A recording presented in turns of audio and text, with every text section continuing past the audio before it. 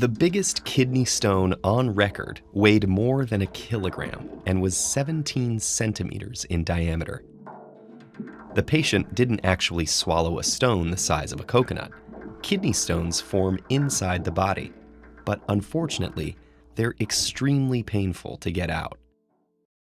A kidney stone is a hard mass of crystals that can form in the kidneys, ureters, bladder, or urethra. Urine contains compounds that consist of calcium, sodium, potassium, oxalate, uric acid, and phosphate.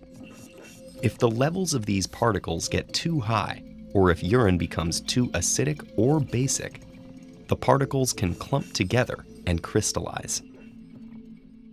Unless the problem is addressed, the crystals will gradually grow over a few weeks, months, or even years, forming a detectable stone. Calcium oxalate is the most common type of crystal to form this way and accounts for about 80% of kidney stones. Less common kidney stones are made of calcium phosphate or uric acid. A slightly different type of stone, made of the minerals magnesium ammonium phosphate or struvite, can be caused by bacterial infection. And even rarer stones can result from genetic disorders or certain medications. A kidney stone can go undetected until it starts to move. When a stone travels through the kidney and into the ureter, its sharp edges scratch the walls of the urinary tract. Nerve endings embedded in this tissue transmit excruciating pain signals through the nervous system, and the scratches can send blood flowing into the urine. This can be accompanied by symptoms of nausea, vomiting, and a burning sensation while urinating.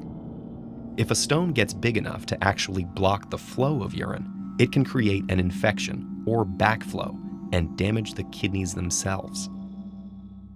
But most kidney stones don't become this serious or even require invasive treatment. Masses less than 5 millimeters in diameter will usually pass out of the body on their own. A doctor will often simply recommend drinking large amounts of water to help speed the process along, and maybe taking some painkillers. If the stone is slightly larger, medications like alpha blockers can help by relaxing the muscles in the ureter and making it easier for the stone to get through. Another medication called potassium citrate can help dissolve the stones by creating a less acidic urine. For medium-sized stones, up to about 10 millimeters, one option is pulverizing them with sound waves. Extracorporeal shockwave lithotripsy uses high-intensity pulses of focused ultrasonic energy aimed directly at the stone. The pulses create vibrations inside the stone itself, and small bubbles jostle it. These combined forces crush the stone into smaller pieces that can pass out of the body more easily. But zapping a stone with sound doesn't work as well if it's simply too big. So sometimes more invasive treatments are necessary. A rigid tube called a stent can be placed in the ureter to expand it.